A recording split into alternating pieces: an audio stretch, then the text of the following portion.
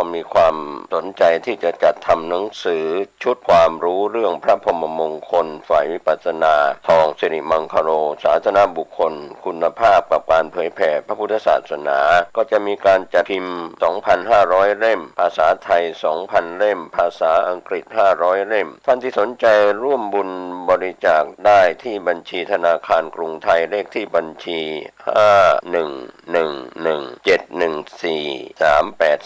ชื่อบัญชีพระครูภาวนาโสภิตบุญญาวิสิทธิ์เมืองวงติดต่อสอบถามได้ที่พระครูภาวนาโสภิตฝ่ายวิปัสสนาด็อกเตอร์เจ้าอาวาสวัดบ้านเหล่าพระเจ้าตาเขียวอำเภอป่าซางเชียงใหม่โทร0969521159ได้ทุกวันข่าวสารเพื่อการประชาสัมพันธ์ขอเชิญชวนผู้ใจบุญร่วมบุญจัดซื้อที่ดินถวายวัดกู่มาปินร้าง300 ปีบ้านป่าขุยหมู่ที่3ตำบลสันปูเลยอำเภอดอยสะเก็ดจังหวัดเชียงใหม่เพื่อขยายพื้นที่วัดเพิ่มขึ้นเนื่องจากวัดมีพื้นที่น้อยจะทำการสร้างเป็นศาสนสถานที่ปฏิบัติธรรมสืบสานศาสนาต่อไปร่วมบุญได้ที่ธนาคารกรุงเทพเลขที่บัญชี772-015-2391ชื่อบัญชีวัดชัยสถานเพื่อบูรณะวัดกู่มาปินหรือร่วมบุญติดต่อโดยตรงที่พระธวัชชัยธีรปัญโย0801732709 065 0209009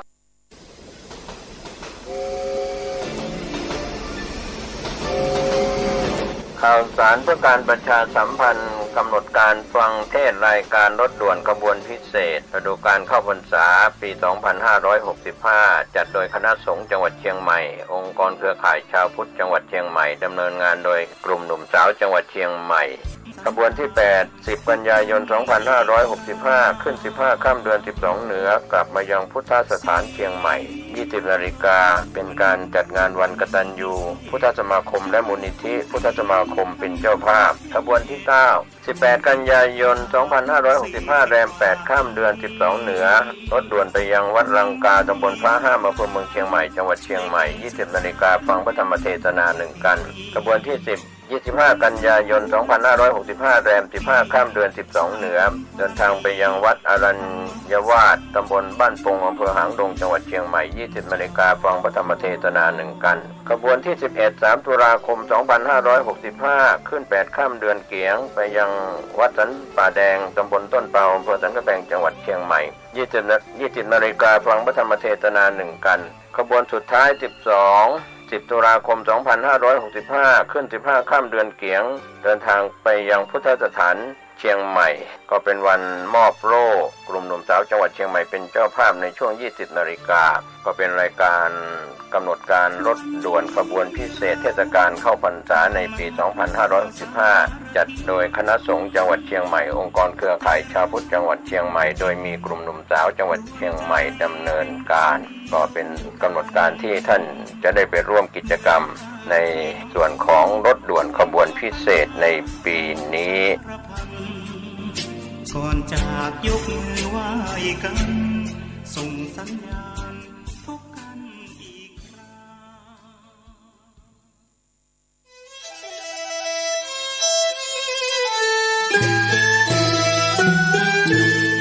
ขอเชิญร่วมทำบุญทอดกฐินสามัคคี ณ วัดทุ่งหลวง อำเภอแม่แตง จังหวัดเชียงใหม่ ในวันอาทิตย์ที่ 6 พฤศจิกายน 2565 พิธีการดังนี้ 9 นาฬิกาเริ่มพิธีกล่าวองค์การบวงสรวง 10 นาฬิกา 9 นาที พระสงฆ์เจริญชัยมงคลคาถา ห่มผ้าพระธาตุ 10 นาฬิกา 30 นาที ทอดกฐินสามัคคี แด่พระสงฆ์จำพรรษาจำนวน 5 รูป ขอเชิญร่วมทำบุญกฐินได้ที่บัญชีธนาคารกรุงเทพสาขาตลาดแม่มาลัยชื่อบัญชีพระอธิการอินคำทิตะปุญโญเลขที่ 458-016-9367 หรือสอบถามเพิ่มเติมได้ที่พระสมศักดิ์ปัญญาวโร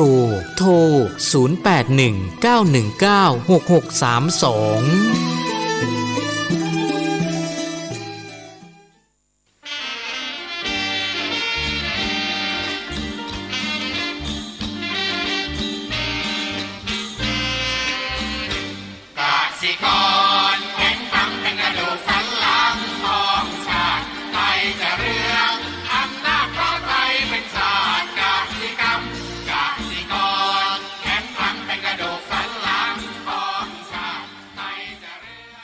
ที่นี่สถานีวิทยุ FM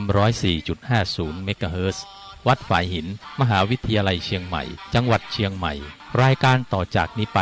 ขอเชิญท่านผู้ฟังทุกท่านเข้าสู่รายการดีมีคุณค่าน่าติดตามรายการเกษตรเพื่อชีวิตดำเนินรายการโดยกลุ่มรักเกษตรประสานงานโดยนายพิชัยคงพิทักษ์คณะเกษตรมหาวิทยาลัยเชียงใหม่หมายเลขโทรศัพท์053944030ขอเชิญทุกท่านติดตามรับฟังได้ณบัดนี้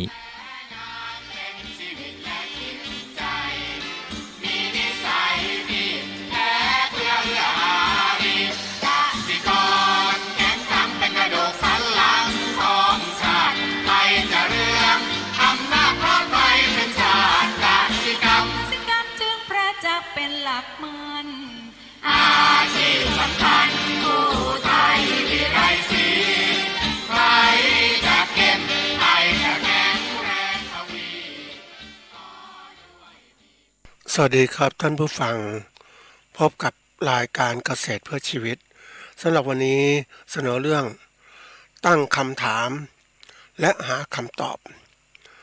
ก่อนเข้าสู่รายการก็มีธรรมะมาฝากท่านผู้ฟังหัวข้อจากหนังสือพจนานุกรมพุทธศาสตร์ฉบับประมวลศัพท์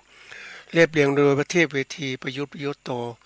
มหาจุฬาลงกรณราชวิทยาลัยพิมพ์เผยแพร่ปี2533หัวข้อธรรมะวันนี้คือภาระ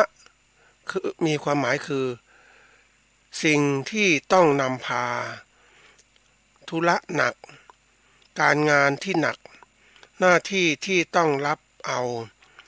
เรื่องที่พึงรับผิดชอบ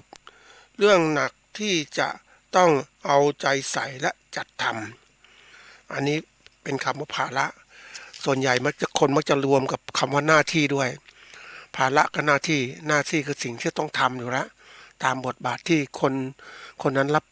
หน้าที่อย่างคนนั้นรับที่เป็นหัวหน้าครอบครัว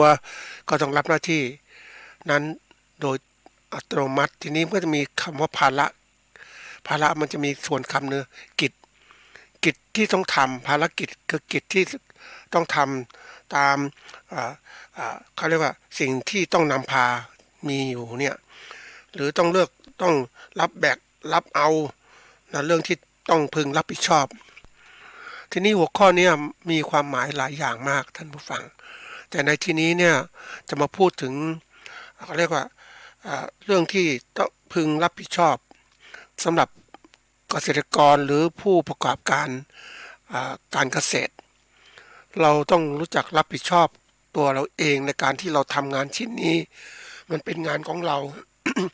เราจะต้องทำให้ดีขึ้นมันเป็นภารกิจของเรานั่นแหละจะไปบอกว่าคนอื่นมาช่วยหรืออะไรช่วยเนี่ยมันเป็นเรื่องที่มันเขาเรียกว่าแล้วแต่ที่จะมองบางคนช่วยมันก็ดีแต่ว่าตามจริงๆแล้วเนี่ยมันเป็นสิ่งหน้าที่ของเราทำเองก็ต้องรับผิดชอบเองนะไม่มีใครมารับผิดชอบแทนเราหรอกเพราะว่าเป็นเรื่องของเราทำเองผลที่เกิดขึ้นเราก็ต้องรับเองแต่ส่วนใหญ่หลายคนก็มักจะโยนนู่นโยนนี่นะโยนเพราะว่าเป็นเรื่องคนอื่นทำให้อะไรทำให้จริงๆแล้วเราต้องดูทั้งกระบวนการนี้มันเกิดขึ้นอย่างไรอย่างตัวอย่างเช่นเกษตรกรทำนาข้าวนะก็เรียกว่าทำไปแล้วทั้งตลอดมานานเป็น10ปีเนี่ยก็มีฐานะเท่านี้ก็เป็นไปเรื่อยนะก็เอาผลิตข้าวมาก็ขายพ่อค้าได้แล้วพ่อค้าจะตั้งราคาเท่าไหร่ก็ต้องยอมรับเพราะว่าไม่รู้จะทำไงต่อกับข้าวที่มีอยู่เพราะไม่มีทางเลือก อันนี้คือตัวอย่างไม่มีทางเลือกปุ๊บเขาให้ราคาเท่าไหร่ก็ต้องรับจะไปทำยังไงตลาดก็ไม่มีอันนี้คือเหมือนกับว่ามันต้องดูว่ามันเป็นเกิดขึ้นเพราะใครโทษเขาก็ได้ว่าพ่อค้ากดราคาแล้วเราก็ได้เราเองก็เป็นผู้ที่ไม่แสวงหาตลาดด้วยตัวเราเองเราก็ปล่อยคนอื่นก็มากดราคาเราไม่เคยคิดจะหาทางเลือกเลย มันก็เป็นสิ่งที่ต้องดูทีนี้คนส่วนใหญ่เนี่ยมักจะมองว่าเฮ้ยปัญหาต่างๆมันเกิดขึ้นจากผู้อื่นทำไม่ใช่ตัวเองทำ นะเขามักจะคิดอย่างนี้จริงๆปัญหาทั้งหมดนะมันขึ้นอยู่กับตัวเองว่า ตัวเองจะเป็นคนทำเรื่องราวต่างๆและเป็นคนที่ต้องคือประกอบกิจการของเราเองอ่ะเราก็ต้องรับผิดชอบด้วยตัวเราเองมันเป็นภาระของเราแต่ทีนี้คนเรามักจะโยนไปคนอื่นเพราะว่าเขาทำให้ตัวเองสบายใจนั่นแหละ ทีนี้การโยนให้คนอื่นรับผิดชอบเนี่ยมันก็เลยกลายเป็นว่าตัวเองก็ไม่ต้องรับอะไรเลยก็เลยไม่ไขว่คว้าหาทางออกหาทางหลุดพ้นอันนี้เป็นที่มาของหัวข้อที่พูดในวันนี้ก็คือตั้งคำถามและหาคำตอบคำว่าตั้งคำถามคืออะไรนะคือคำว่าตั้งเนี่ยเป็นคำว่าเป็นชูขึ้นมาเป็นคำแปลว่าทำให้มีขึ้นสร้างให้มีขึ้นเนี่ยซึ่งอะไรซึ่งคำถามคืออะไรนะสิ่งที่ต้องการคำตอบทำเขาเรียกว่ากล่าวเพื่อนะเมื่อมีสิ่งปัญหาเกิดขึ้นก็ต้องถามผู้รู้ถามอะไรต่างๆเหล่านี้นี่คือตั้งคำถามแล้วก็ด้วยความที่ว่า ต้องการถามเพื่อต้องการหาคำตอบนะเพื่อมาแก้ไขปัญหาเพื่อนำมาพัฒนาความรู้สึกนึกคิดของเราส่วนอีกตัวหนึ่งคือคำตอบคำว่าหาคำตอบเนี่ยก็คือว่าเป็นคำกริยานะคำว่าหา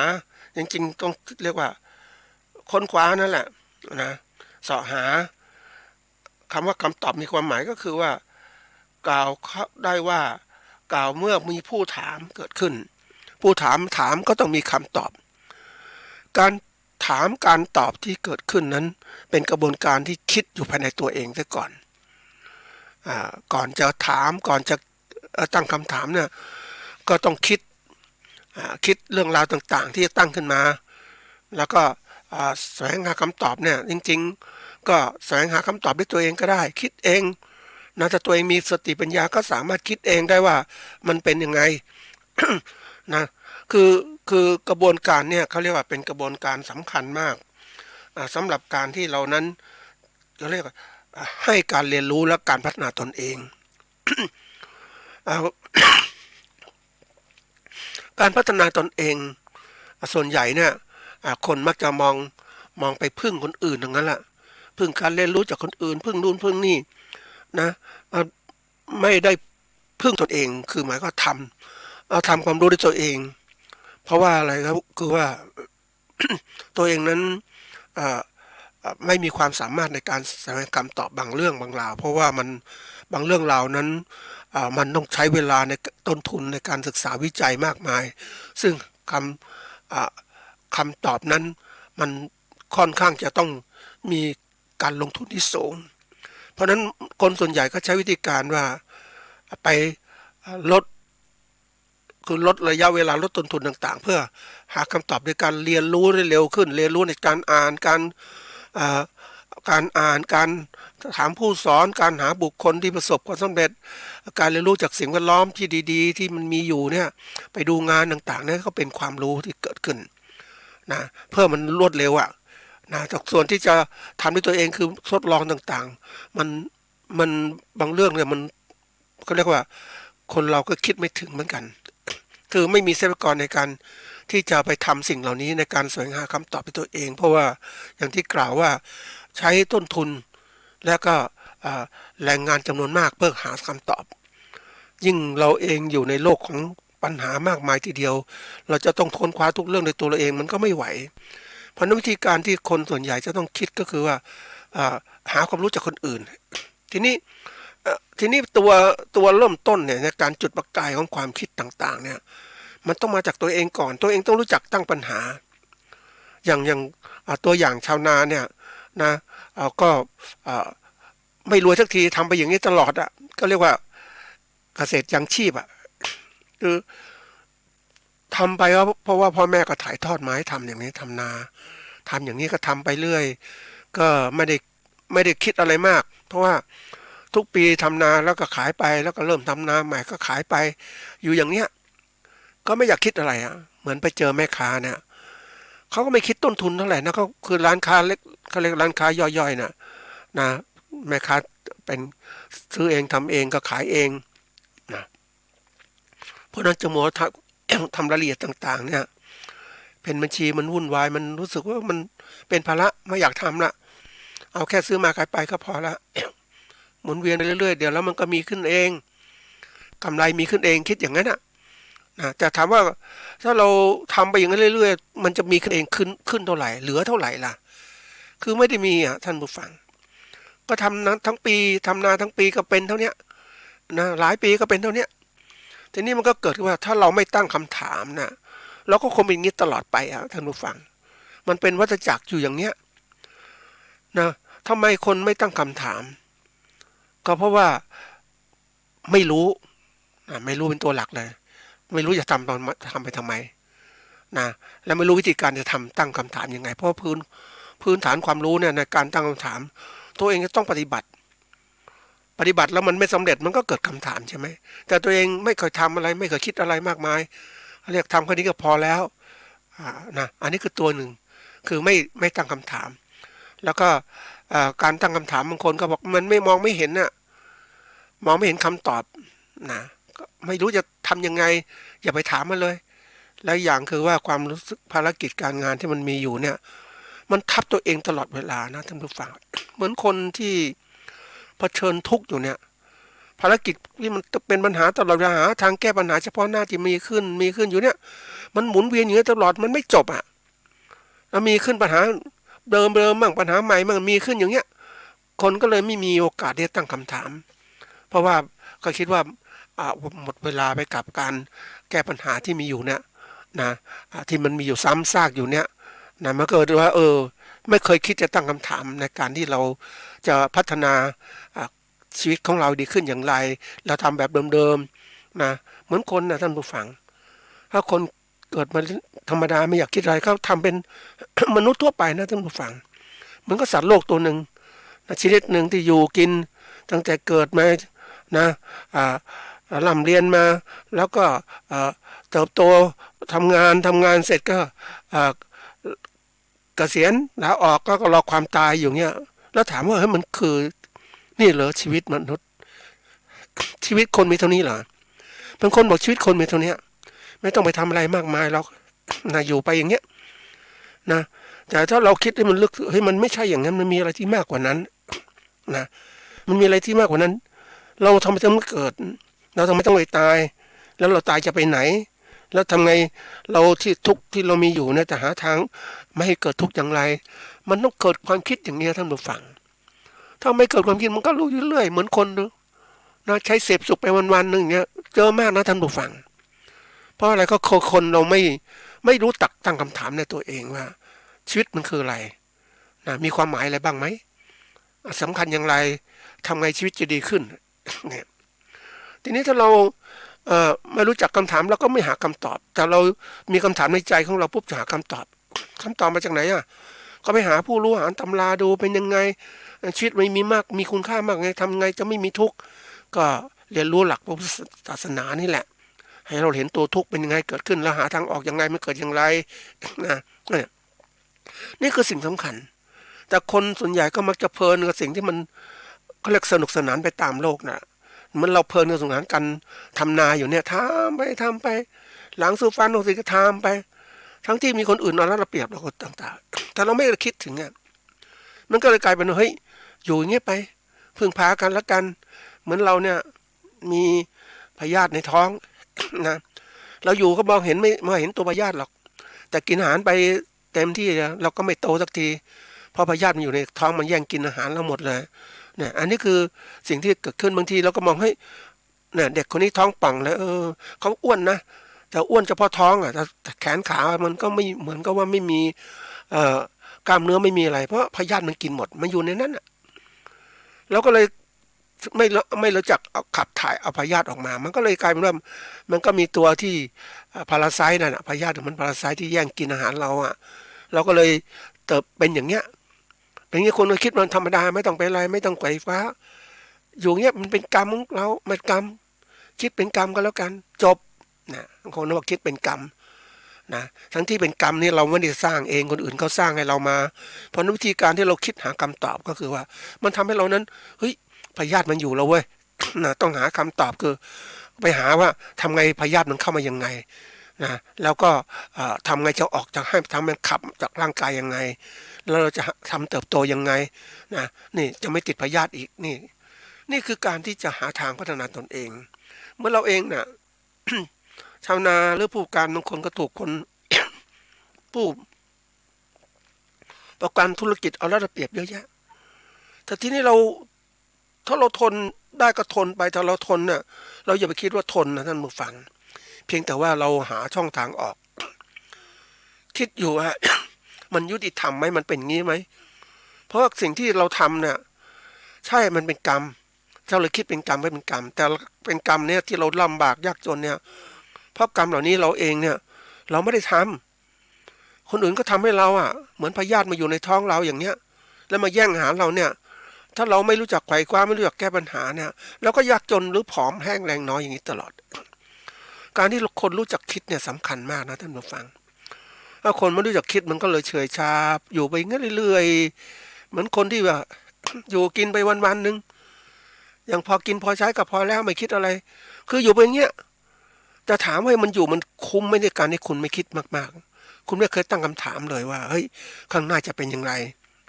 อย่างเราเองในยุคของเขาเรียกว่ายุคของความก้าวหน้าทางวิทยาศาสตร์ที่มันมีมากเนี่ยเราคิดออกแล้วว่าเฮ้ยต่อไปเนี่ยคือเขามีการศึกษาวิจัยแล้วนี่ว่าชีวิตมนุษย์จะเป็นอย่างนี้50 ปี60 ปี70 ปีจะเป็นยังไงมันเห็นหมดทั้งจนตายถ้ามีการเก็บข้อมูลเนี่ยเราก็เรียนรู้สิว่ามันเป็นข้อมูลอย่างนี้แล้วเนี่ยนี่คือความจริงเพราะนั้นความจริงเนี่ยคนอายุ100 ปีเนี่ยแล้วตอนปัจจุบันเขาบอกอายุประมาณ8เฉลี่ยประมาณผู้หญิงมากกว่าผู้ชายนะมา70 กว่านะเพราะนั้นเราก็ต้องเตรียมตัวละทำไงชีวิตจะมีความสุขเพราะนั้นขณะที่เราทำงานยังเรียนปุ๊บเนี่ยก็ต้องหาทางออกตั้งอกตั้งใจเรียนให้มันดีหาการงานดีทำแล้วก็มีเงินมีทองเก็บไว้ใช้ตอนแก่นะแต่คนเนี่ยถ้าไม่เคยคิดอย่างนี้ปุ๊บมันก็เหมือนกับว่าอยู่ไปอย่างนี้แล้วสุดท้ายก็เป็นเขาเรียกว่าภาระกับคนรุ่นหลังนะรุ่นหลังเนี่ยต้องมาเลี้ยงคนแก่ที่ไม่ได้ทำอะไรเลยนะยิ่งสังคมปัจจุบันมีคนแก่เยอะมากแต่คนแก่เหล่านี้บางทีเขาก็พลาดกับการดำเนินชีวิตคือไม่ได้เตรียมตัวสำหรับชีวิตที่จะต้องพึ่งพาตัวเองให้ได้เพราะว่าเขาไม่ได้คิดอะไรมากเขาอยู่ไปวันๆอย่างเนี้ยนี่คือปัญหาใหญ่ในการพัฒนาประเทศของเราเนี่ยยุคนี้เป็นยุคที่เรียกว่าเราต้องยืนได้ด้วยตัวเราเองพยายามยืนได้ตัวเราเองอย่างวันนี้ทำไมถึงเกิดอะไร600-700 บาทเนี่ยมันทำให้คนมันจริงอยู่นะมันเหมือนก็แก้ปัญหาปลายเหตุนั่นแหละเพราะคนไม่ได้เตรียมตัวสำหรับการใช้ชีวิตของเรานั้นชีวิตคือการเป็นอยู่ชีวิตคือการต่อสู้เราต้องอยู่ด้วยต่อสู้ด้วยตัวเองนะนี่ว่าตัวเองไม่เคยคิดไม่เคยตั้งคำถามแล้วไม่หาคำตอบก็อยู่แบ่งไปวันๆที่สุดเวลาแก่ชราปุ๊บไม่มีเงินก็รอ700-800 บาทอย่างเงี้ย แต่เดือนมาเนี่ยมันแต่ละเดือนเนี่ยว่านี่คือตัวปัญหาแล้วเสร็จแล้วมันก็ไม่ได้แก้ปัญหาทุกที่เกิดขึ้นจริงๆเพราะคนเราเนี่ยไม่เตรียมตัวนั่นเองการประกอบอาชีพเกษตรหรือการประกอบการเกษตรก็ตามเนี่ยมันเป็นสิ่งที่เราต้องคิดนะคิดเพื่อหาคำตอบว่านั่นคือวิธีการที่เราจะต้องทำยังไงให้อาชีพของเรานั้นมีการอยู่รอดมั่นคงยั่งยืนในการคิดต่างๆทั้งหมดเนี่ยการคิดเหล่านี้มันตัวกระตุ้นทำให้เราเกิดการไขว่คว้านะไขว่คว้าในการตัวแรกคือตั้งคำถามทำไงจะดีขึ้นทำไงการเกษตรเราที่ทำไงทำนาเนี่ยจะร่ำรวยขึ้น มันคิดแล้วเนี่ยมันเห็นตั้งคำถามเกิดขึ้นปุ๊บมันก็จะหาคำตอบว่าสิ่งที่มันไม่ดีเนี่ยมันเห็นแล้วคำตอบเป็นเพราะเราอย่างเราทำนาเนี่ยถูกพ่อค้ากดราคาตลอดนะท่านผู้ฟังดูแล้วช้ำใจนะเอาข้าวไปขายที่ไหนก็ไม่ได้ต้องขายให้เขาคนเดียวเพราะว่าเขาก็วางแผนในการที่โยงใยเครือข่ายในการผูกขาดทั้งหมดไปอำเภอนู้นก็ญาติของเขาอำเภอนี้ก็คนคือพวกของเขาเพราะนั้นเขาก็ตั้งราคากลางกำหนดได้เลยขนาดนี้นะราคาเท่านี้นะเกวียนละ7,000 บาทแค่นี้ ทีนี้มันครอบคลุมมันขยายอาณานิคมมากมายที่เดียวมันผูกขาดทั้งหมดเนี่ยแล้วถ้าไม่มีผู้ช่วยมันก็ตายสิแล้วเราเองเราก็เคยชินงั้นแล้วไม่มีกำลังช่วยก็ต้องมีรัฐบาลมาช่วย ทำให้เกิดทำลายวงจรของการผูกขาดเหล่านี้เกิดขึ้นเพราะว่าการผูกขาดนี้มันผูกขาดมานานนะเราก็ต้องไม่มีวิธีการเราสู้มันไม่ได้เนี่ยมันผูกขาดก็ต้องเรียกร้องรัฐบาลมาช่วยในการแก้ปัญหาเหล่านี้ให้ประกันราคาพยุงราคาแล้วแต่เรา นะที่รัฐบาลจะช่วยนะอันนี้คือตัวอย่างถ้ารัฐบาลที่มีความฉลาดเนี่ยมองมั่นคงนะให้เกิดขึ้นกับประชาชนหรือเกษตรกรก็ต้องประกันราคาบ้างหาตลาดช่วยเกษตรกรบ้าง ทำให้เกษตรกรมีทางเลือกยืนอยู่ได้ตัวเองแล้วก็เสร็จแล้ว สนับสนุนเกษตรกรค้าขายเองบ้างไม่ว่าชุมนุมเกษตรกรหรือตัวอย่างเกษตรกรค้าขายข้าวเองเปิดตลาดเองนะซึ่งวันนี้มันเหมือนกับว่าช้าฮะถ้าเราวิเคราะห์ต่อคำถามคือเราดำเนินการช้าเพราะว่าไอ้วงจรของธุรกิจการปลูกขาดมันเติบโตใหญ่มากเลยรัฐบาลบางทีก็กลายเป็นว่า เป็นองค์กรที่แบบไม่สามารถจะแก้ปัญหาการผูกขาดนั้นได้เลยเพราะองค์กรผูกขาดมันผูกขาดมาหมดนะไปเห็นมาวันก่อนไปเจอมันเนี่ยท่านผู้ฟังนึกถึงก็โหเนี่ยร้านค้าระบบเนี่ยเครื่องอุปโภคบริโภคต่างๆทั้งหมดนะผู้เป็นในทุนใหญ่ผูกทั้งหมดเลยวางแผนทั้งหมดอย่างการเกษตรของเราเนี่ยผู้ประกอบการเกษตรรายใหญ่เขาคุมหมดเลยตั้งแต่การผลิตนะพันธุ์พืชพันธุ์สัตว์คุมหมดเลย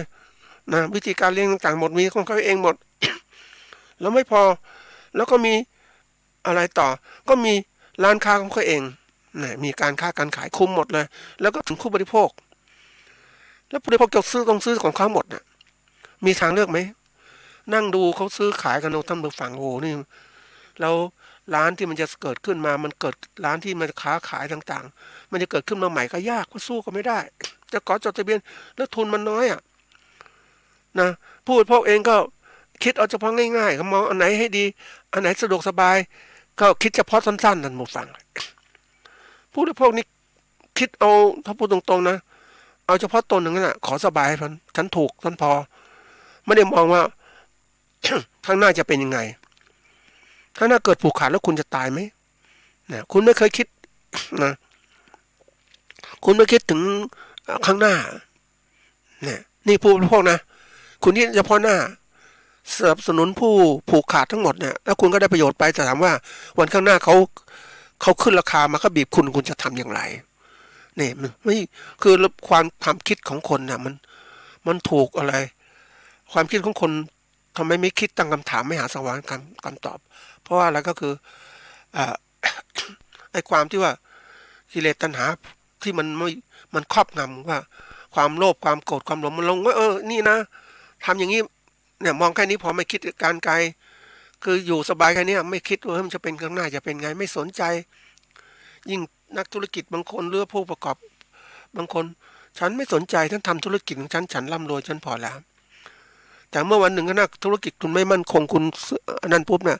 ก็ต้องหาทางแก้ใช่ไหมเพราะคุณไม่เตรียมการน่ะเพราะนั้นในระบบของที่ยังดีใจที่ไปเห็นโลกของการค้าการขายในต่างประเทศที่เขามีร้านสะดวกซื้อเนี่ยสมมตินะแต่ไม่หมดเลยหลายยี่ห้อนะจะยี่ห้อต่างๆจะอาจจะพ่อค้าคนเดียวกันก็ได้แต่ว่ามันเกิดการแข่งขันกันก่อนนี่ระบบการแข่งขันทำให้เกิดการเรียนรู้และทำให้เกิดการเนี่ยสร้างความยุติธรรมให้กับสังคมแต่ถ้าระบบผูกขาดมันไม่ใช่แล้วมันจะเกิดการหดตัวนั่นแล้วผูกขาดเหมือนทำไมเกษตรกรชาวนาถึงไม่ร่ำรวยเนี่ยคือตัวอย่างใหญ่มากก็คือว่าเราถูกผูกขาดเราถูกกดดันบางเนี่ยเรียกร้องราคาก็ไม่ได้นะมันเป็นอะไรที่มันเป็นปัญหามากเลยมันก็เริ่มดีอย่างหนึ่งคือในปัจจุบันก็มีระบบที่ว่าดิจิตอลมาร์เก็ตติ้งเนี่ยนะที่ผู้ผลิตเองสามารถจะทำตลาดได้เองแต่ก่อนต้องมีตลาดผูกขาดอย่างนี้วันนี้ก็ทำเองผู้ประกันที่เขาเก่งการเกษตรที่เก่งเขาก็ไม่เอาละทำนาเขาก็ทำนาเหมือนกันแต่ว่าเขาผลิตข้าวยี่ห้อของเขาแบรนด์ของเขาก็ส่งเองเขาก็ทำเครือข่ายไปยังผู้บริโภคนะ ซึ่งทำให้เกิดอะไรขึ้น เกิดการแข่งขันกับพ่อค้าที่ผูกขาดเกิดขึ้นเพราะว่าเมื่อระบบผูกขาดมันผูกมากเกินไปมันบีบบังคับเกินไปเนี่ยคนทุกคนก็ต้องหาทางออกนี่คนหาทางออกมันคิดหาทางออกอย่างไรจะไม่เกิดสิ่งนี้เกิดขึ้นเขาเป็นคนที่ผู้ประกอบการเกษตรรายที่ผลิตข้าวเนี่ยเขาเริ่มทำการเรียกว่าขายข้าวตัวเขาเองโดยไม่ได้ขายผ่านพ่อค้าคนกลางในท้องถิ่นก็ซื้อนิดๆหน่อยสำหรับซื้อกับเกษตรกรผู้ยากจนน่ะเราไม่เรียกยากจนนะเกษตรกรที่แบบก็อยู่ไปธรรมดานั่นแหละแต่ผู้เกษตรกรที่เขามีความสามารถเขาจะเป็นเกษตรกรผู้ประกอบการเกษตรที่มีตลาดของตนเองนี่คือทางรอดทุกๆอย่างมีทางรอดเพราะเขาคิดนะถ้าคนไม่คิดเนี่ยมันก็ถูกผูกขาดนี่คนจะทำไงคิดยังไงครับถ้าคนที่เขาไวนะท่านผู้ฟังปกติคนที่มีความคิดเนี่ยเขาเรียกว่าตัวเองมองโลกมันไม่ได้กว้างขึ้นคือไม่ใช่โลกแคบนะท่านผู้ฟังโลกกว้างอย่างที่เคยกล่าวไว้ตอนที่แล้วว่าโลกกว้างมีทางเลือกมากมายทีเดียวนี่ไม่ใช่โลกกว้างทางแคบเพราะเราเลือกเฉพาะสิ่งที่ถูกกำหนดเองเอาแค่นี้พอไม่ใช่มันมีทางอื่นอีกอย่างโลกเดี๋ยวนี้มันโลกกว้างมันต้องคิดกว้างคิดอย่างเป็นระบบแล้วก็มองไปข้างหน้ามันจะเป็นยังไงนะอันนี้คือสิ่งสำคัญนะเราการสร้างคำถามเนี่ยเป็นการฝึกนะฝึก คือปกติคนน่ะมักจะไม่ค่อยตั้งคำถามอย่างที่บอกว่าไม่ก็ตั้งคำถามเพราะอะไร เราถูกฝึกมาให้เป็นผู้ที่อยู่เชื่อมั่นหรือเป็นผู้ถูกปกครองนะอะไรต่างๆผู้ปกครองก็จะชี้ไม่ต้องคิดอะไรเดี๋ยวผู้ปกครองก็จัดการนู่นจัดการนี่ระบบที่ปกครองเนี่ยมันทำให้คนนั้นไม่คิดเป็นของตนเองไม่คิดหาทางออกเพราะเราถูกปกครองมานานการที่มองไปข้างหน้าก็มองไม่ชัดเพราะยังก็ตามก็มีท้องฟ้าของผู้ปกครองคุมมาอยู่แล้วนะไม่เคยคิดอะไรอย่างก็บอกว่าโลกมันแบน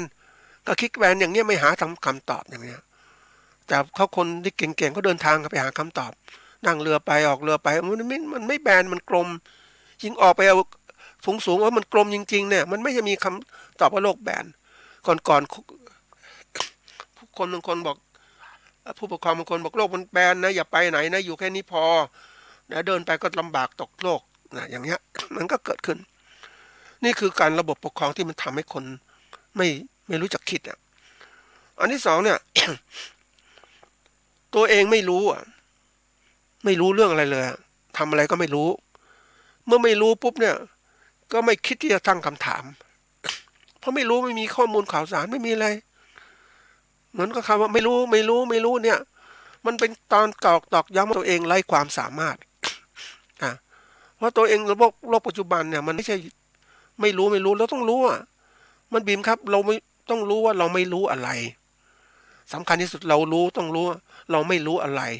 เราไม่รู้อะไรก็ต้องหาอะไรทำให้มันรู้นี่คือการตั้งคำถามนะเราไม่รู้อะไรไม่รู้อะไรปุ๊บเราไม่รู้วงจรเกษตรเป็นยังไงไม่รู้พยาธิมันเป็นยังไงมันกินเราอย่างไรเดี๋ยวนี้โลกมันเปิดกว้างขึ้น เราสามารถหาข้อมูลข่าวสารต่างๆนะ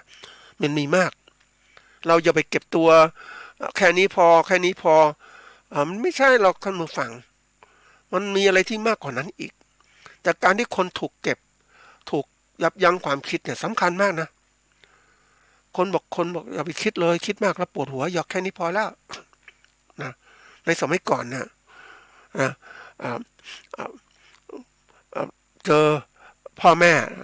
ม่สอนทำนี้ไปนะเพราะว่ามันก็เป็นงี้มานานแล้วปู่ย่าตายายก็เป็นงี้แล้วแต่นี้เราก็บอกว่าให้ยอมรับมันเป็นงั้นแต่เมื่อเราเรียนรู้โลกกว้างขึ้นมันไม่จะเป็นอย่างนั้นธรรมชาติมันเป็นอยู่ส่วนหนึ่งแต่ธรรมชาติมันก็เกิดขึ้นว่าเราสามารถทำสิ่งที่เอาชนะธรรมชาติได้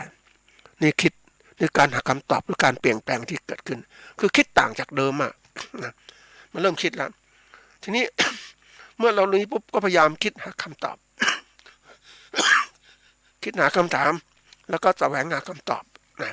อีกส่วนหนึ่งคนที่เป็นผู้รู้เนี่ย มักจะหาคำถามและคำตอบได้ ยิ่งเรารู้มากๆนะสมมตินะเรารู้ว่าไอ้สังคมไทยมันเป็นอย่างเนี้ยนะทีนี้เราก็รู้สิระบบการปกครองมันเป็นอย่างเนี้ยมันทำให้คน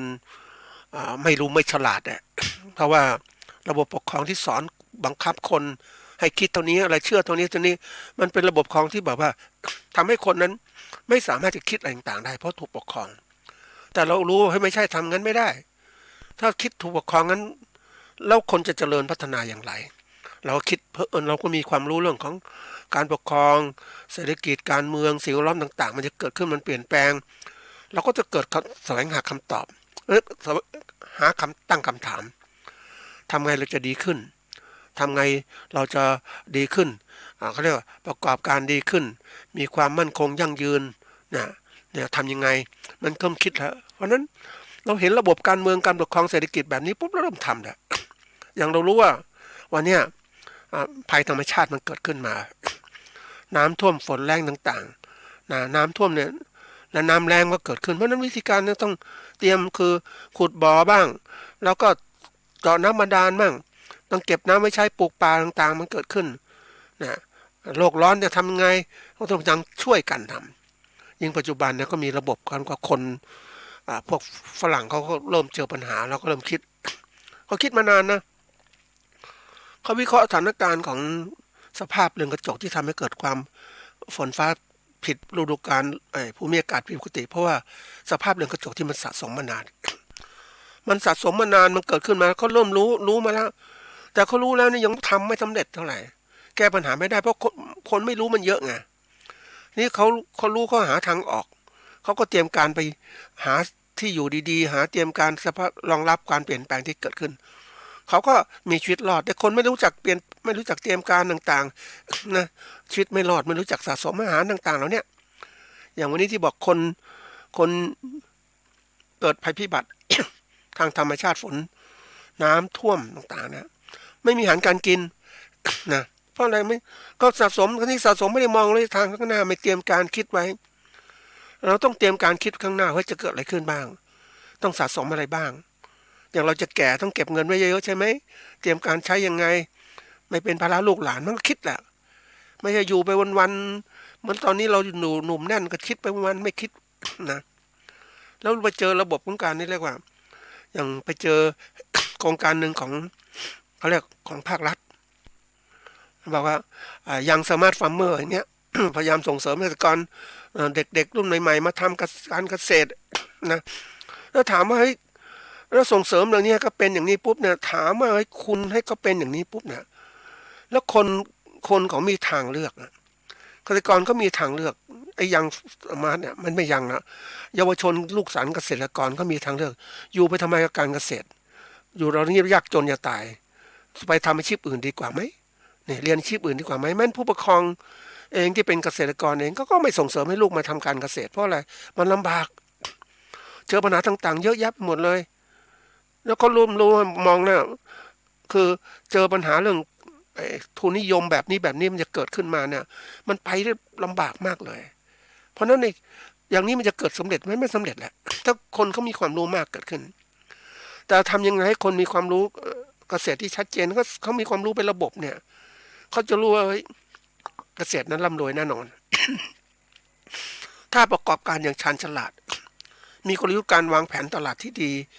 นะแล้วก็มาทำการเกษตรที่ดีขึ้นนะแล้วก็ทำให้ทุกระบบดีขึ้นเราไม่แยกส่วนนะท่านผู้ฟังเวลาคนคิดอะไรไม่คิดแยกส่วน เวลาแยกส่วนคิดมันก็เลยไม่คิดถึงเรื่องอื่นๆ แต่คนคิดรวมส่วนหมายความว่า คิดทีละส่วนละส่วนแล้วก็รวมดูซิเป็นไงอันไหนคือปัญหาต่างๆเราเห็นตรงนี้สำคัญมากเลยนะถ้าเราคิดแบบนี้มันทำให้เราฉลาดขึ้นคิดเป็นระบบอย่างบางนี้มันมีคนที่บอกว่าเฮ้ยคิดเชิงบวกสิอย่าไปมองเชิงลบมองเชิงบวกบางคนก็บอกมองเชิงลบสิเชิงบวกไม่ดีมันจะมีปัญหาแต่ถ้าเราหลักการจริงๆเราต้องมองเชิงระบบของเราให้มันต้องคิดมันมีทุกอย่างมีบวกมีลบถ้าคุณจะคิดมันดีเนี่ยคุณต้องวิเคราะห์มันเป็นยังไงอันไหนมันจะบวกเกิดขึ้นอันไหนจะลบเกิดขึ้นแล้วหาทางเตรียมการแก้ปัญหาเสียเพราะนั้นคุณจะได้ประโยชน์สูงสุด นะมันจะเป็นอะไรที่มันสอนคนนะเพราะนั้นวันนี้คนที่รู้เนี่ยก็คือคนที่เรียนมามากๆอันที่หนึ่งนะเรียนมามากแล้วทำมามากคนมีประสบการณ์สูงๆแล้วก็คนที่มองโลกในโลกาภิวัตน์มันพัฒนาการอย่างไรเตรียมการอย่างไรนะการเกษตรยุคใหม่มันจะเป็นอย่างไรเกษตรยุคเก่าไม่ต้องพูดถึงแล้วท่านผู้ฟังมันอยู่ไม่ได้มันก็อยู่แค่ยังชีพอะนะอยู่ยังชีพก็ขายในชุมชนอยู่ได้ทำไมมันก็เหมือนกับว่าชุมชนหลังเขาอะนะชุมชนไม่มีการติดต่อคนอื่นไม่มีอะไรต่างๆเพราะว่ารายได้ไม่มากพอที่จะไปซื้อสิ่งนู้นสิ่งนี้แต่ชุมชนที่เราเปิดกว้างมันต้องไปดูเราไม่อยู่หลังเขาหรืออยู่หลังเขาก็ได้อยู่หน้าเขาแต่เรามีความสามารถในการที่บริหารธุรกิจของเราบริหารยังไงให้มันร่ำรวยขึ้นมานะค้าขายเองยังไงมีฉลากอย่างไรนะมันเราไปเจอผู้ประกอบการบางคนที่เขาเปลี่ยนจากสิ่งที่เขาทำอยู่เนี่ยคือเขาทำเกษตรอย่างเดียวเนี่ย มันมันไม่ไหวมันเขาเรียกว่าปลูกพืชอย่างเดียวเนี่ยมันไม่ไหวเพราะว่ามันต้องรอเวลาพืชผลจะออกมาแต่ละอย่างเนี่ยแต่ละอย่างเขาเนี่ยมันก็ใช้เวลาใช่ไหมแต่ก็ทำหลายอย่างปลูกไม้ผลก็ปลูกหลายอย่างแล้วไม่พอเขาก็ทำเชิงเกษตรท่องเที่ยวด้วยมันทำให้เขามีรายได้มีตลาดของเขานะอันนั้นมันไม่ใช่มองคือคนรุ่นใหม่เนี่ยเขาเริ่มคิดนะเขาเริ่มมองธุรกิจแบบองค์รวมท่านผู้ฟังองค์รวมคือหมายความว่าเป็นระบบนะที่จะแก้ปัญหาเพราะนั้นเขาต้องรู้แล้วก็ตั้งคำถามการสร้างคำถามเนี่ยคือการรู้จักคิดวิเคราะห์นะว่าสิ่งที่เขาเป็นอย่างเนี้ยมันเป็นเพราะอะไรเป็นปัญหาอย่างทำไมเรายากจนเราเป็นอย่างเนี้ยมันเกิดขึ้นเพราะอะไรก็เพราะระบบสังคมที่มันไม่เป็นธรรมใช่ไหมมันเกิดระบบแบบนี้ในทุนมันใหญ่โตขึ้นเพราะนั้นจะแก้ปัญหาตรงนี้ยังไงก็ต้องช่วยสิก็คือว่าเราทำไม่ได้ก็ต้องให้วิธีการเมืองที่มันเกิดขึ้นมาระบบประชาธิปไตยเลือกคนที่ดีขึ้นไปจัดการแล้วก็ช่วยกันสร้างนโยบายที่ดีเกิดขึ้นแต่ทีนี้เรื่องที่บอกว่าบางทีเราคิดการคิดเขาเรียกไม่มองการไกลเอาประโยชน์ใส่ตนคิดเลือกนักการเมืองที่เขาเรียกว่าไม่ช่วยไม่มีความยุติธรรมนะเขาจ้างมาก็เลือกเขาไปอย่างนี้ไหมนี่คือสิ่งที่เกิดขึ้นมามันเกิดขึ้นมามันไม่ได้สอนนะมันคือคนเราเนี่ยเหมือนกับว่ามันไม่ได้มีบทเรียนรู้มากมายเพราะว่าเราถูกปฏิวัติมาตลอดเวลานะมันก็เลยไม่เจริญปฏิวัติครั้งก็เสียหายไปหมดเลยความรู้สึกของการที่ว่าจะให้ประชาชนมีส่วนร่วมเนี่ยมันไม่มีเพราะนั้นเวลาปัญหาต่างๆที่เกิดเกษตรกรแก้ปัญหาไม่ได้เลยเพราะว่ามันส่วนใหญ่ที่มันภาพรวมรัฐบาลมันสร้างปัญหาในทุนก็เขาสำเร็จแล้วเขาก็สร้างปัญหาให้กับผู้ประกอบการหรือเกษตรกรรายย่อยเต็มไปหมดเลยนี่คือสิ่งที่เกิดขึ้นนะเพราะนั้นเราต้องรู้จักคิดวิเคราะห์สถานการณ์เศรษฐกิจเป็นยังไงสังคมเป็นผู้สูงวัยเป็นยังไงเนี่ยแล้วก็การเมืองแบบเนี้ยเป็นประชาธิปไตยสมบูรณ์ไหมนะสิ่งแวดล้อมตัวนี้เสียหายเยอะแยะไปหมดเลยนะโลกในโลกร้อนขึ้นพืชพันธุ์ไม้ป่าไม้ถูกทำลายเต็มไปหมดเลยนะแล้วก็จะทำยังไงนะเราเห็นดิก่อนประเทศเราเป็นมีป่าเยอะแยะเลยแต่คนมันก็ลุยไปเรื่อยทำลายป่าแล้วก็การจัดสรรพื้นที่ดินเนี่ยมันก็มีวิธีการที่จะทำยังไงให้เป็นป่าให้เป็นพื้นที่ทำกินได้ออกโฉนดได้จากป่าเนี่ยนะป่าสงวนก็ทำไงก็ไปตัดไม้ออกมาแล้วก็ตัดไม้แล้วก็ไปทำกินที่นู่นเสร็จแล้วก็เริ่มขอนะสิ่งที่ทำกินทางการเกษตรเกษตรปุ๊บมันก็เกษตรกรไปอยู่แล้วคนไปอยู่แล้วเนี่ยก็ความพื้นที่ป่าแล้วจากนั้นก็ตัดพื้นที่ป่าเป็นสำนักงานเป็นอะไรป่าเสื่อมโทรมแล้วก็ตัดสรรเป็นรูปที่ดินสปก.ไปจัดการแล้วก็รูปที่ดินแล้วเริ่มที่จะออกโฉนดแล้วก็ขายเนี่ยนี่กระบวนการมันเกิดขึ้นมานานท่านผู้ฟังถ้าใครอยากรู้ก็ดูที่จังหวัดเชียงใหม่อำเภอพร้าวก็ได้นะเกิดตัวอย่างจัดเป็นสหกรณ์นู่นสหกรณ์นี่แต่แล้วมันเกิดขึ้นจริงๆแล้วเนี่ยความสามารถในการจัดการของภาครัฐเองในการควบคุมป่าเนี่ยไม่เก่งพอแล้วก็ปล่อยไปในเกษตรกรคนก็ไป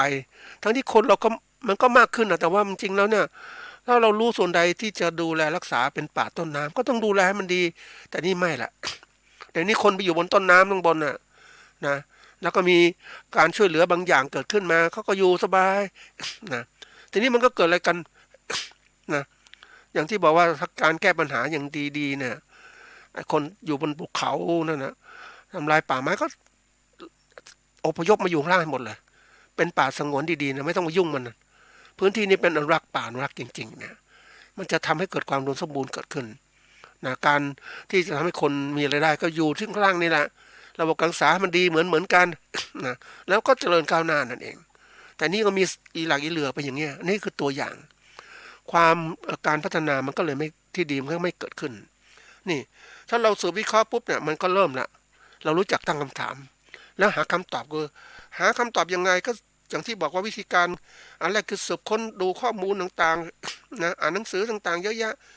แล้วก็เอาวิเคราะห์ข้อมูลไหนจริงไม่จริงยังไงนะแล้วมาวิเคราะห์วิจารณ์เกิดขึ้นนี่ก็เขาเรียกว่าคำตอบก็เกิดขึ้นมาเราจะรู้ว่าป่าไม้ถูกทำลายเพราะอะไรตัวอย่างนี้นะแล้วก็เสร็จแล้วสืบจากอะไรบุคคลที่ประสบความสำเร็จต่างๆคนที่ทำอาชีพต่างๆเป็นยังไงอย่างเราจะหาต้นแบบของผู้ประกอบการเกษตรที่เขาสำเร็จเขามีความคิดอย่างไรเราเห็นเนี่ยเราคุยกับเขารู้เรื่องเนี่ยมันได้อย่างนี้เพราะเขาสู้อย่างนี้เขาวางแผนธุรกิจอย่างเนี้ยจริงอยู่ว่าผู้ที่ประสบความสำเร็จมีน้อยกว่าผู้ที่ไม่ประสบความสำเร็จแต่ถ้าเราเป็นผู้ที่ไม่ประสบความสำเร็จแต่เรารู้จักไขว่คว้ารู้จักเตรียมการต่างๆเนี่ยวันหนึ่งนั่นก็สำเร็จความพยายามอยู่ที่ไหนความสำเร็จอยู่ที่นั่นแหละท่านผู้ฟังเพียงแต่ว่าเราอย่าท้อถอยแล้วเราต้องหาทางออกเปิดโอกาสตัวเองนะเราต้องรู้จักขยันนะขยันในสิ่งที่คนขยันอย่างเรื่องบางเรื่องในคนขยันมากๆเลยเรื่องของการที่ว่าจะพัฒนาตัวเองให้เป็นผู้ประกอบการเกษตรที่มีคุณภาพสูงนี่ควรสำคัญคือเรื่องสำคัญนะเราควรจะทำให้มากๆเพราะต่อไปเนี่ย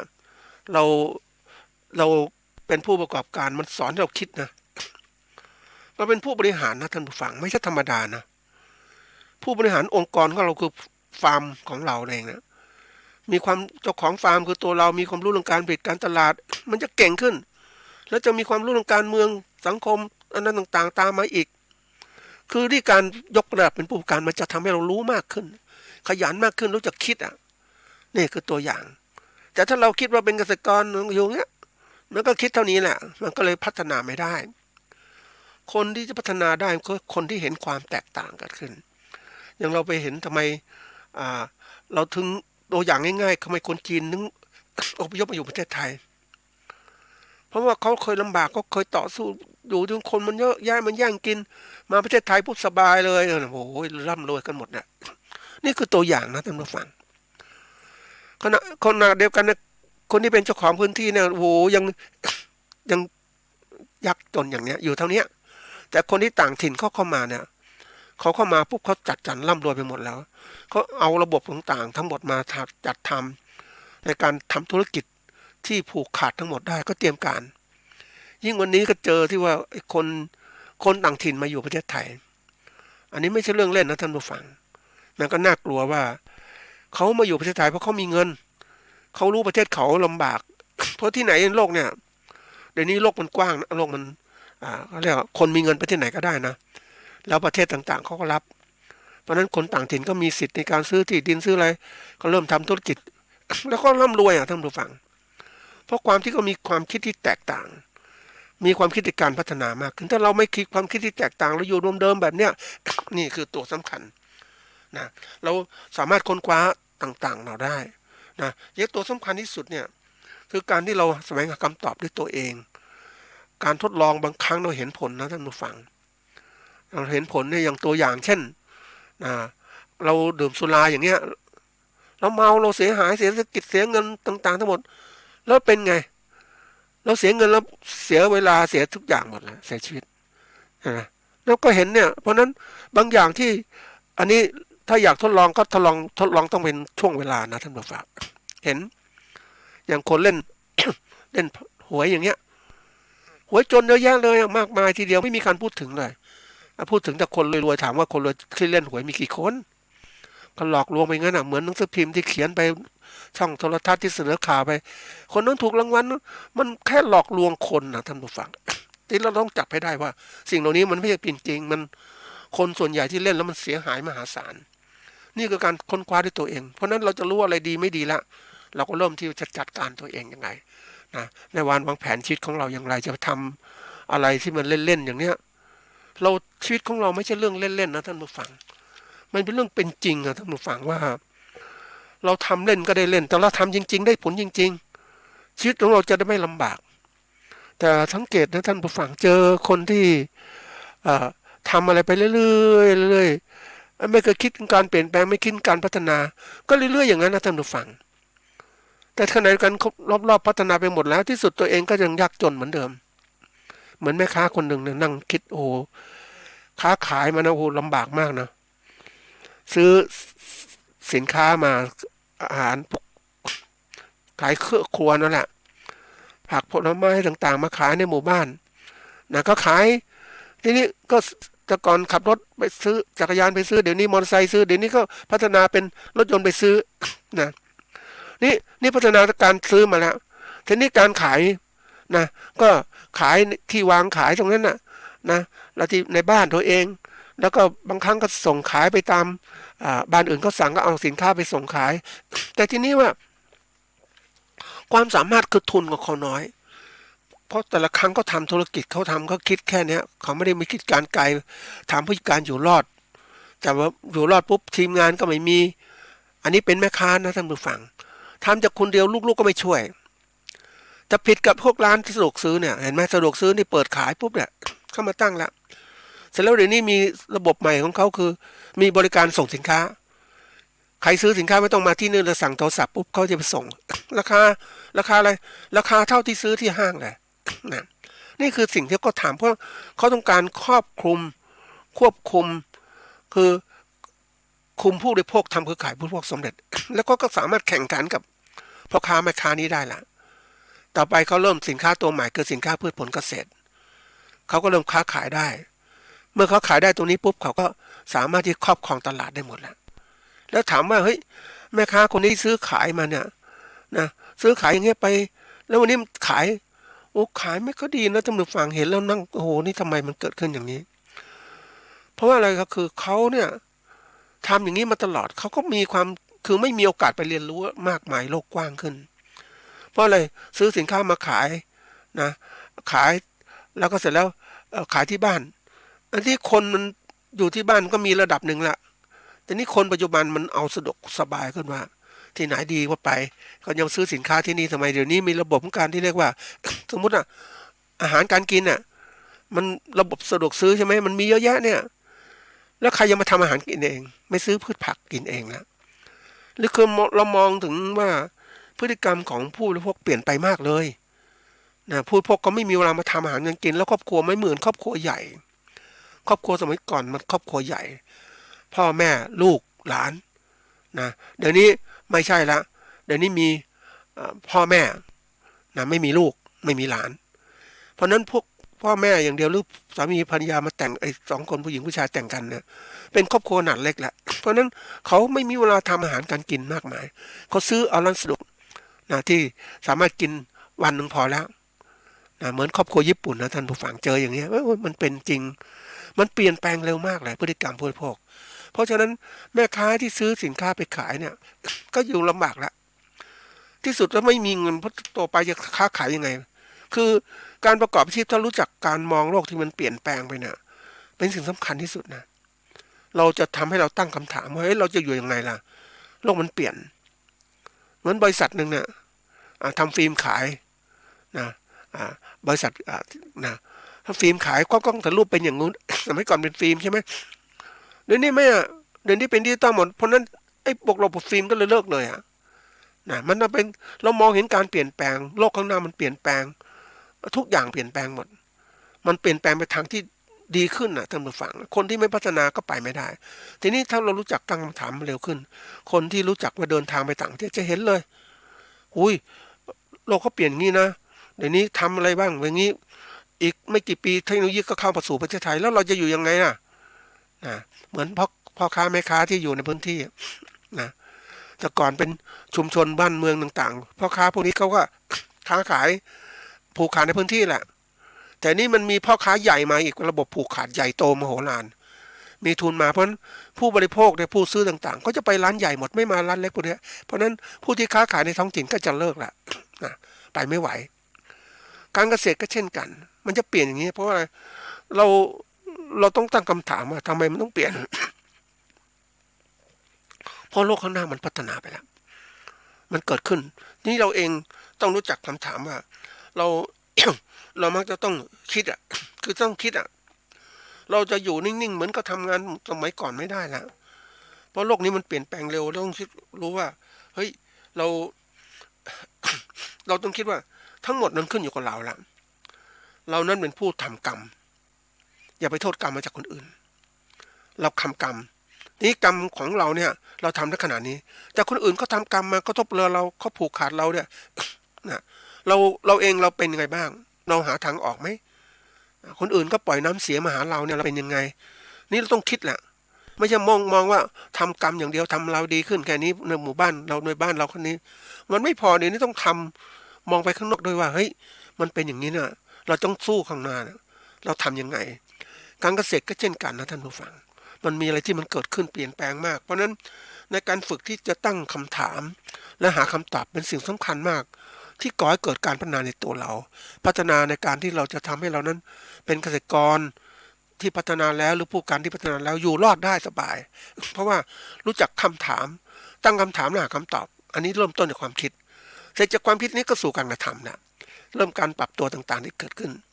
ก็ฝากไว้เป็นข้อคิด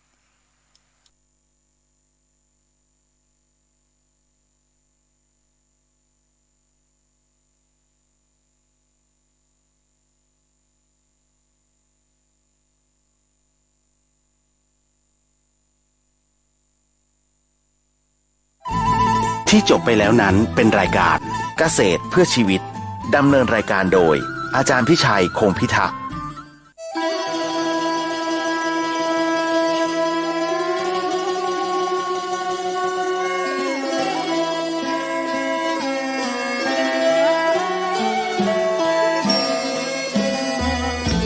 เนื่องในมหามงคลวโรกาสแห่งเทศกาลเข้าพรรษาประจำปีพุทธศักราช 2565 อันเป็นปีมหาปีติยินดียิ่งของมหาชนชาวล้านนาและชาวไทย ผู้มีจิตเลื่อมใสเปี่ยมล้นด้วยพลวะศรัทธาในบวรพระพุทธศาสนาอีกทั้งเป็นปีที่เวียนรอบมาบรรจบครบ 144 ปีชาตการแห่งพระครูบาสลีวิจัยพระตนบุญตนยิ่งใหญ่ในเมตตาธรรมวัดพระสิงห์วรมหาวิหารตำบลพระสิงห์อำเภอเมืองจังหวัดเชียงใหม่ขอน้อมเจริญพรสาธุชนนักศีลนักบุญพุทธบริษัททุกท่านร่วมพิธีเจริญพระพุทธมนต์ทำวัดเย็นเจริญเมตตาภาวนาตามแนวสติปัฏฐานสี่สวดพระคาถาปารมี10 ทัศตามฮีทอยแห่งพระครูบาสลีวิจัยและสดับรับฟังพระเทศนาธรรมโวหารจากองค์พระมหาเถระผู้แตกฉานในอัตถธรรมขององค์สมเด็จพระบรมศาสดาสัมมาสัมพุทธเจ้าในทุกๆวันอาทิตย์ตั้งแต่เวลา 17:00